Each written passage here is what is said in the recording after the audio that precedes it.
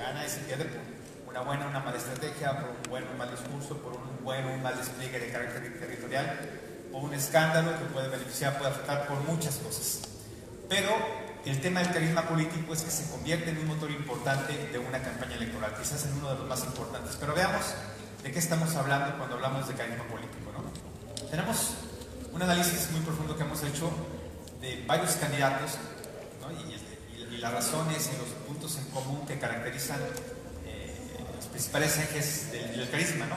Pero bueno, antes de abordar en ello, quiero partir un poco de esta anécdota. Este personaje que ustedes ven a mis espaldas es Neil Armstrong, el primer hombre que, como ustedes saben, llegó a la Luna, ¿no?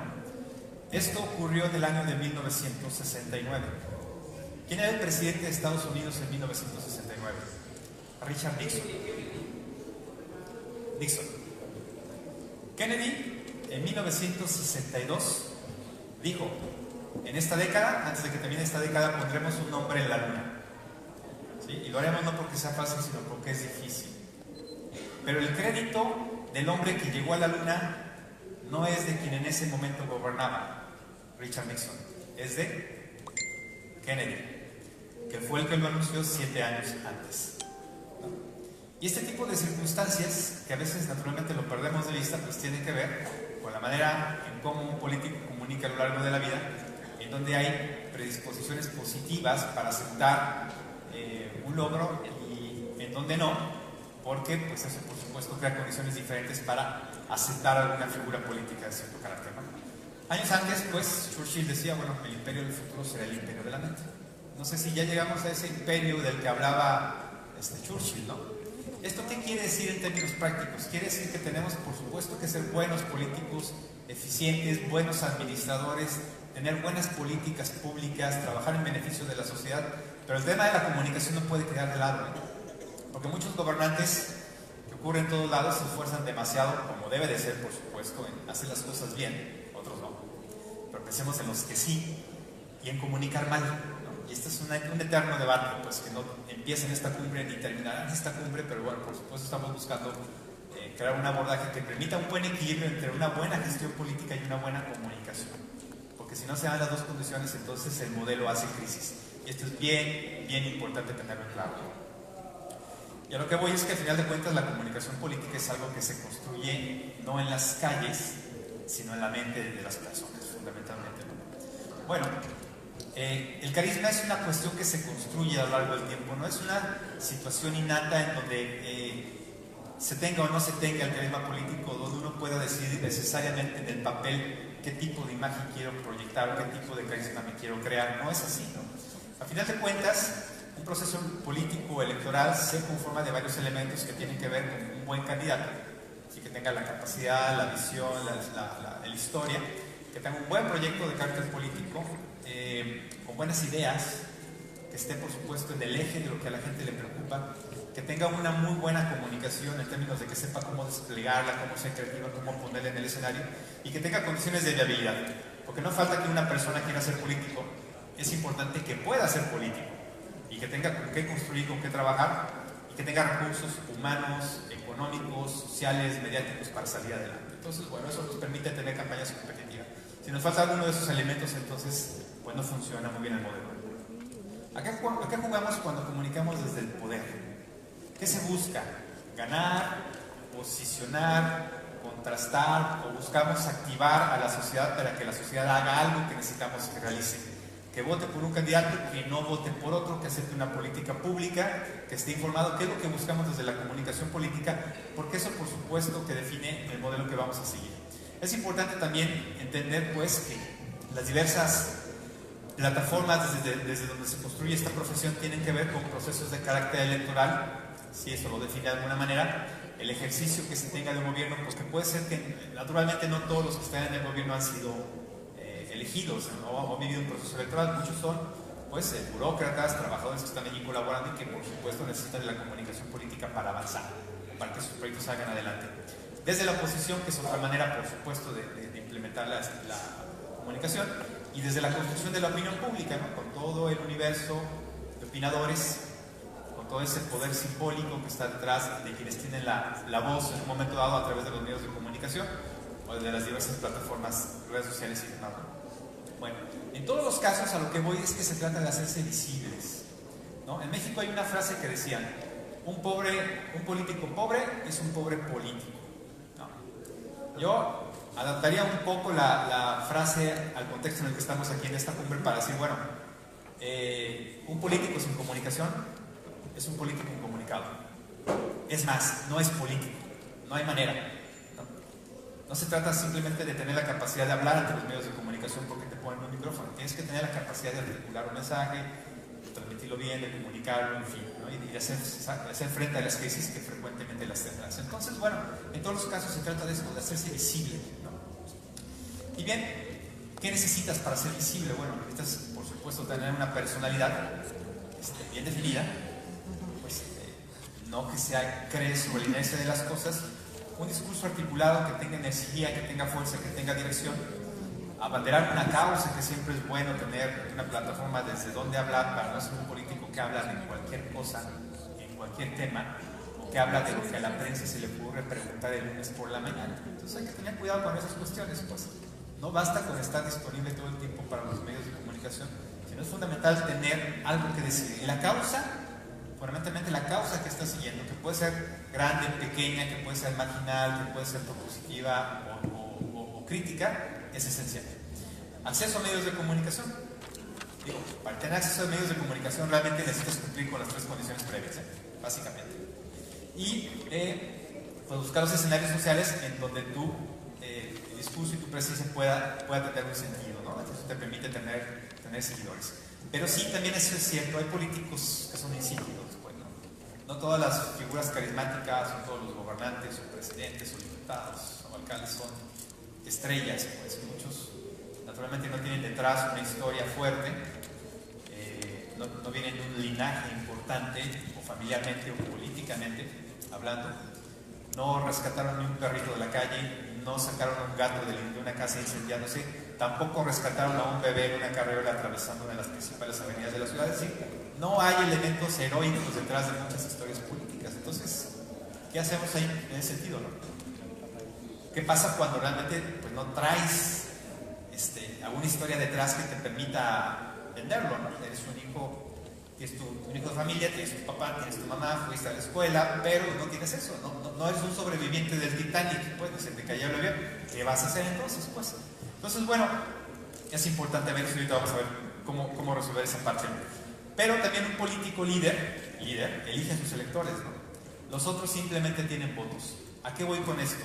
El político que es líder, que sabe salir adelante, que tiene futuro, que construye proyectos de largo plazo, entiende que finalmente la sociedad hay que segmentarla y que no toda la sociedad puede pensar exactamente como tú lo haces, ¿no? Tienes que ver en dónde está, uso una expresión que sigue siendo incómoda, de tu mercado electoral, pues, porque pues, no puedes estar con los millennials, estar con las personas de la tercera edad, es un poco complicado.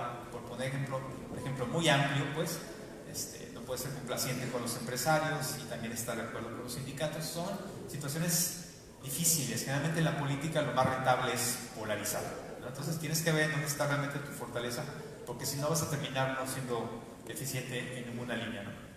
Bueno, naturalmente la capacidad de establecer un discurso que sea retador, que sea enérgico, que sea empático, que no sea complaciente, no necesariamente tiene que ser complaciente. En la medida en que generes polémica, por supuesto, y que polarices, eso contribuye mucho, por supuesto, también a darte visibilidad y a lograr mayores impactos en términos de percepción y opinión pública, ¿no?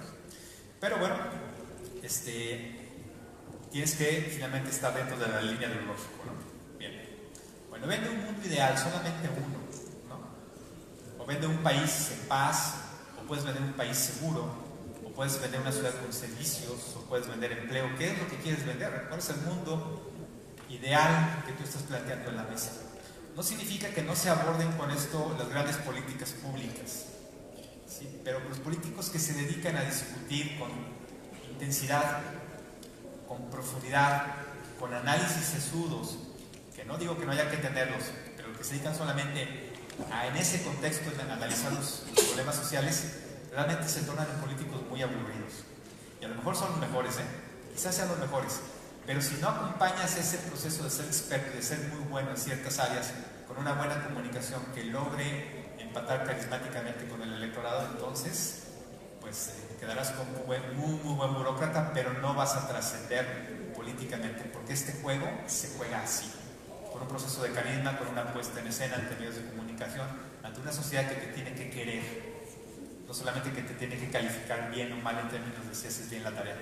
No es un examen académico la política, para bien o para mal, ¿no? Es un proceso de simpatía, de aceptación, de debate, de creación de sentimientos. Un poco ahí se juega, por supuesto, ¿no? Y claro, no dejo de ser insistente en ello, que es importante ser responsables y por supuesto ser buenos políticos en términos de ser honestos y tener un buen manejo de las ideas, ¿no? Bueno, hay varios ejemplos de quienes vendieron un solo mundo, no muchos, ¿no? Que es Wiccan, sí, lo van, bueno, es algo ya que ya se mencionó en su momento, no profundizo en ello, pero bueno, tenía una sola idea que la posicionó, ¿no? Y alrededor de ella, pues, se convirtió sobre muchas ideas. No significa que durante una campaña política no puedes tú abordar otros temas. Por supuesto que lo puedes hacer, pero fundamentalmente tendría que ser temas secundarios que orbiten alrededor del principal, ¿no? Bueno, Martin Luther King, lo recordamos por una frase, hizo muchas cosas más. Dijo muchas cosas más, ¿no? Pero bueno, I Have a Dream se convirtió en un referente fundamental. Tierra y libertad, sintetiza toda la idea, todo el concepto de Emiliano Zapata. Tierra y libertad, no hay más que decir, ¿no? Sufragio efectivo en no reelección, Madero, también en México, una de las figuras emblemáticas de la revolución, presidente que sucedió a Porfirio Díaz. Bueno, ese fue su gran mensaje, ¿sí? Queremos democracia, queremos que no haya reelección de presidentes, sufragio efectivo, y hoy sigue siendo una máxima en la vida política de México. Bueno, ¿cómo cuentas tu historia y cuándo lo haces cuando no hay mucho que contar, ¿no? Es un poco también lo que les decía, ¿no? Vaya, insisto, no eres un sobreviviente del Titanic. ¿Cómo cuentas una buena historia? No sobreviviste a una balacera entre narcotraficantes. ¿Dónde está entonces tu punto de visibilidad, ¿no? Tienes que encontrar el eje de tu historia, ¿no? Sí, y muchas veces tienes que hacer trabajo de minería, pues, para buscar un poco los antecedentes que has tenido en tu pasado, en tu familia, entre tus compañeros, en tu comunidad, para encontrar, pues, algunos elementos que te permitan comunicar con esa intención, ¿no? Entonces, bueno, es parte del trabajo que hay que realizar. Un ejemplo, toda proporción guardada, tendría que ver con lo que ocurrió, con lo que hizo la FIFA hace algunas semanas, que fue el Mundial de Fútbol, ¿sí? Vinculado a de estos chicos en Tailandia que se quedaron atrapados en una cueva, pues, cuando llegó una fuerte lluvia. Todos, estoy seguro, conocemos la historia, en donde la FIFA, pues, mete el pie en el tema. Evidentemente está metido en otra circunstancia, pero se mete a un tema que no era propiamente suyo, ¿no? Aprovecha una coyuntura, una grieta en la información, en donde dice, bueno, pues yo los invito. Con esa frase tuvo, pues, naturalmente, para que la FIFA tuviera prensa positiva, para que se congraciara con la opinión pública, para capitalizar un elemento crítico que en ese momento estaba en la mesa, sin que la FIFA corriera absolutamente ningún riesgo, ¿no? Insisto, toda proporción guardada, pero también estamos hablando de política, porque, pues, sin duda, naturalmente, la FIFA es un poder. Quien me diga que no es porque le gusta el voleibol, pero ahí tenemos, por ejemplo, la capacidad de una institución que logra, por supuesto, meterse en el tema de alguien más de una manera muy eficiente y se convierte en parte de una historia que no le pertenecía. Ese tipo de cuestiones se pueden hacer desde la política, desde la campaña, pero hay que saber entender las oportunidades, los momentos, las circunstancias, ser oportunos y también saber medir los riesgos, porque no cualquier circunstancia, cualquier coyuntura puede ser buena. Pero veamos un ejemplo, fue un ejemplo que salió muy bien, ¿no? Otra cosa hubiera sido que pudieran haber llevado a los chicos, que no se logró, pero bueno, naturalmente el círculo se cerró, ¿no? El tipo de equipo que puedas tener, un equipo eficiente, bien articulado, carismático, te va a energizar. Si tú corres una campaña política y no tienes figuras relevantes que te estén apoyando, pues entonces va a parecer que estás un poco solo. Entonces aquí, naturalmente, las circunstancias cambian de país en país, pero si tienes el apoyo de otros políticos que sean visibles, que hayan tenido buena prensa, que estén bien reconocidos, cuenta, de académicos, de intelectuales, del mundo de la farándula, en fin, ese tipo de cuestiones que también eventualmente son muy cuestionables, te pueden ayudar, sin duda contribuyen mucho a eso, ¿no? Y que tus aliados aporten a tu carisma. Hemos visto, bueno, sabemos, en muchas campañas políticas, pues tenemos futbolistas que se toman la fotografía con el político, tenemos artistas, tenemos gente que proviene de otros ámbitos que no son necesariamente los políticos, que buscan, pues, como generar empatía con el político. que a lo largo tiene un riesgo, pues, ¿no? Porque si el político se devalúa, entonces pues también la figura se puede devaluar. Un personaje que estoy seguro que ustedes conocen muy bien, que es Chespirito, ¿lo ubican? Bueno, Chespirito le dio el apoyo sin condiciones a Vicente Fox, ¿no? En su campaña electoral, y hizo spot para él y demás. Entonces, bueno, esto fue por supuesto algo que no había pasado, porque en ese momento pues México no estaba muy acostumbrado a ver este tipo de apoyos o no en ese nivel, y no a un candidato de un partido diferente al PRI, y le ayudó, pues, por supuesto, porque contribuyó a que la simpatía de Chespirito le ayudara de alguna forma a la simpatía de Vicente Fox, que ya de por sí traía como muy buena imagen y un carisma desarrollado por sí mismo, pero bueno, esto le ayudó, ¿no? Pero no siempre, digo, a veces nos encontramos con estas circunstancias. No sé si lo ubican, es Gael García, es un actor mexicano relevante e importante, que se ha convertido en sus redes sociales pues en un opinador de carácter político, porque fue un defensor de Manuel López Obrador. En su campaña pues comentaba, promovía pues que el voto fuera en favor de López Obrador, pero a la vuelta de las 2 o 3 semanas que López Obrador empieza a caer en algunas contradicciones y empieza a tomar decisiones antes de ser presidente, particularmente lo que tiene que ver con el nombramiento de Manuel Bartlett en su gabinete. Manuel Bartlett fue secretario de Gobernación en el PRI años atrás, como lo son muchos, por supuesto, que provienen de Morena. Y Manuel Bartlett fue en su momento acusado de haber manipulado el sistema para que Cuauhtémoc Cárdenas, que también era un personaje de izquierda, que es un personaje emblemático de izquierda, perdiera las elecciones en ese momento, ¿no? Es contradictorio que ahora que este personaje que hizo, según cuenta la historia, perdió las elecciones para la izquierda, ahora forme parte de ella y es nombrado por Manuel López Obrador como el director de la Comisión Federal de Electricidad. Entonces hay un gran contraste en este sentido, hay un sinsentido absoluto en la propuesta, eso es a lo que voy. Y Gael García, bueno, aquí dice, oigan, pues a mí no me echen la culpa, yo no tuve nada que ver, es decir, aquí trae una contradicción desde la perspectiva de una figura pública que se involucra y que a la vuelta de esquina le puede restar. Finalmente ya ganó López Obrador y esto no le causa ninguna mella en ese sentido, pero poco a poco le va debilitando la autoridad moral de haber ganado una elección, por supuesto. Esto contribuye sí al desprestigio en el futuro, por supuesto, del personaje político que se vincula con él también, pero esa es otra historia. Bueno, cuando entras a la política, prepárate para ser amado, pero también prepárate para ser odiado. Si no podemos aspirar a todos ser queridos, ser aceptados por parte del elector. Ya me dan un poquito de prisa, así que le voy a dar también energía al tema, ¿no? Cuida el fondo y la forma de tus mensajes, tus escenarios, todo eso cuenta también finalmente para la construcción de una identidad política. Tienes que ser poderosamente seductor, ¿sí? En la forma como te presentas, como hablas, como te expresas, como te pones al frente de un escenario, pero también tienes que ser un gran político, ¿no? Que es lo que yo les decía. Tienes que estar preparado, por supuesto, para llegar a la posición a la que estás aspirando, ¿no? Entiende que va a haber crítica, ¿no? El que haya crítica en tu contra no es necesariamente malo, ¿sí? No es necesariamente malo. Eso significa, por supuesto, que vivimos en una democracia. Eso hay que celebrarlo, hay que aceptarlo y hay que capitalizarlo. Pero tienes que escuchar lo que realmente te tiene que decir en el fondo, ¿no? Tienes que representar una esperanza de alguna manera, una sola. ¿Qué implica esto? Saciar el hambre, pero para saciar el hambre de la sociedad tienes que saber de qué está hambriento. En algunos casos se trata de seguridad, en otros casos se trata de empleo, en otras circunstancias se trata de servicios públicos, ¿no? Depende de qué estemos hablando en cada circunstancia.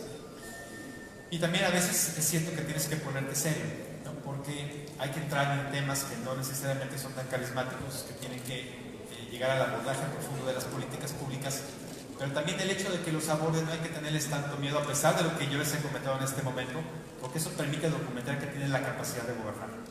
Habrá temas que la gente no entienda, ¿no? Porque tienen que ver pues con legislaciones, con reglamentos, con asuntos muy particulares, ¿no? Que son quizás más densos de la política dura y que políticamente no te van a ganar una elección como hablar de temas más soft, pero también te permite documentar que tienes inteligencia para abordarlo, ¿no? El contraste, potencialo, ¿no?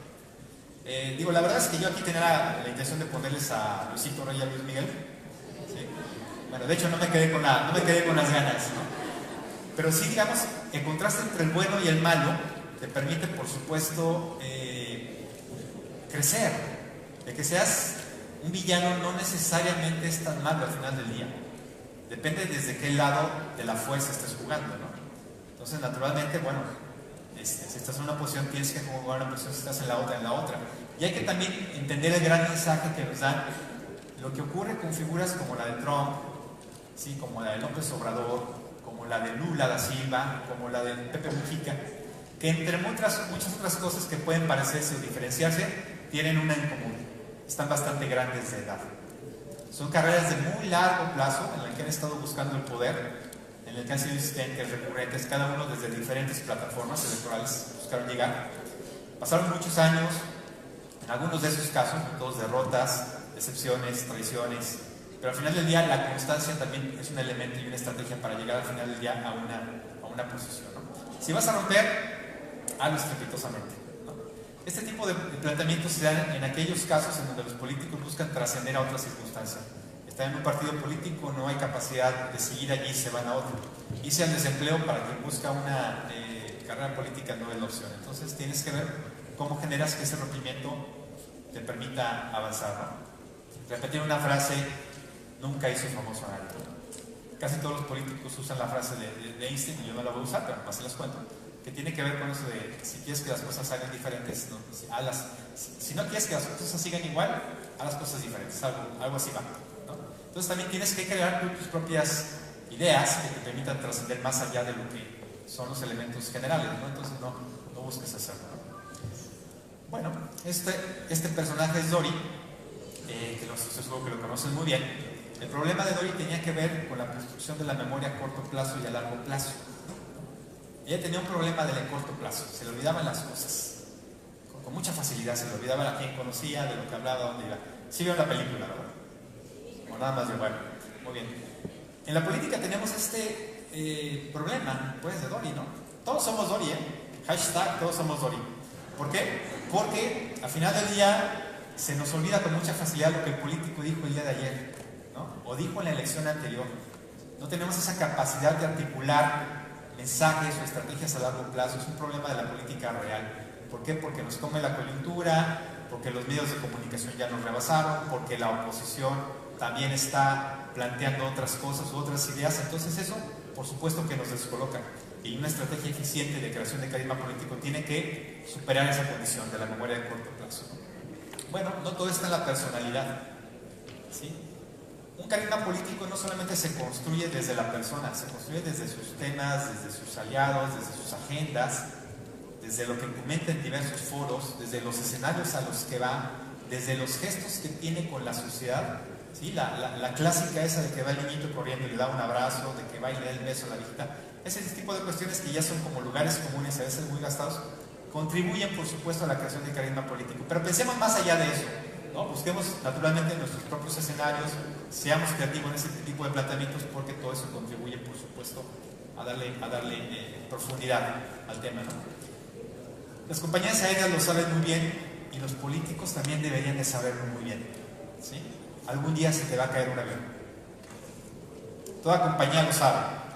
Esto pasó hace 3 días en Durango, México, estoy seguro que lo saben, afortunadamente no hubo incidentes. Ahorita todo es color de rosa porque todo el mundo está pues, hablando positivamente de que pues, la compañía actuó con responsabilidad, de que los pilotos ayudaron, los mercados también, pero es cuestión de días para que esto se convierta en una crisis para México, por supuesto, porque alguien tuvo la culpa de lo que pasó, ¿sí? Aunque hoy en día todo sea información color de rosa. Entonces hay que saber entender las crisis, manejarlas y superarlas. Sí, ya habrá oportunidad para que se aborde este tema en otros momentos de la cumbre, pero el tema del manejo de crisis es central, ¿no? Y también el tema que suele ser recurrente en muchas de las cuestiones que comentamos los consultores sobre la emotividad de las campañas, ¿no? Siempre se habla, hay que hacer las campañas con el corazón, hay que hacer un discurso con el corazón, ser profundamente emocional, todo este tipo de elementos que siempre estamos poniendo en la mesa, que sí son ciertos, hay que entenderlos también en su justo contexto. Hoy prácticamente la mayor parte de las campañas políticas ya usan este tipo de recursos emocionales, al grado que muchas de ellas, digamos, rozan la sensibilería, se han vuelto sosas o se han vuelto cursis o poco creíbles, ¿no? ¿Sí? O demasiado azucaradas, ¿sí? Entonces han dejado de ser eficientes. El tema no tiene que ver con hacer campañas emocionales de manera absurda. Tiene que ver con entender dónde está el sentimiento profundo de la gente, y ese sentimiento que la gente ya trae en el corazón hay que sacarlo. Porque no es tanto del sentimiento que yo como político quiero transmitir, sino es lo que la gente ya trae. Si la gente está indignada, ese es un sentimiento que hay que utilizar. Si la gente tiene miedo, ese es un sentimiento que hay que saber utilizar. ¿Sí? Esto que parece ser una obviedad, la verdad es que es cada vez complicado de hacer, porque pocas campañas lo entienden y lo hacen. Y una campaña que lo hace bien, sabe salir adelante, ¿no? Y no sé por qué razón siempre me gusta terminar mis presentaciones con esta idea, ¿no? ¿Sí? Hay políticos, por supuesto, que saben ganar su campaña y lo hacen bien, pero hay políticos que no ganan las campañas. La mayor parte de las campañas electorales no se ganan. Y suelen no ganarse por 3 elementos fundamentales. La primera, porque no se tiene una estrategia sólida. Se empieza a hacer campaña, se empieza a hablar, se empieza a comunicar, a haber acciones, a haber acuerdos estructurales o intersectoriales, pero no se tiene una estrategia, y esa falta de estrategia hace que no sepas a dónde vas. Ese es un problema fundamental. El segundo tiene que ver con que las decisiones no se toman a tiempo. El tema del tiempo es uno de los principales recursos de todo político, de toda campaña electoral. Tienes que tomar tus decisiones en su momento, ejecutarlas y sacarlas adelante. Y el tercero es que las campañas que no se ganan no suelen hacer los cambios cuando debieron hacerlo. ¿Sí? No adapté mi discurso a tiempo, no actué ante esta crisis a tiempo, no quité a esta persona de esta responsabilidad a tiempo. Y ese tipo de situaciones que son indolencia durante una campaña electoral muchas veces hace que un político que tiene futuro termine no saliendo adelante. Gracias por su atención. Por ahí están mis redes sociales. Mantengamos la comunicación. Y gracias.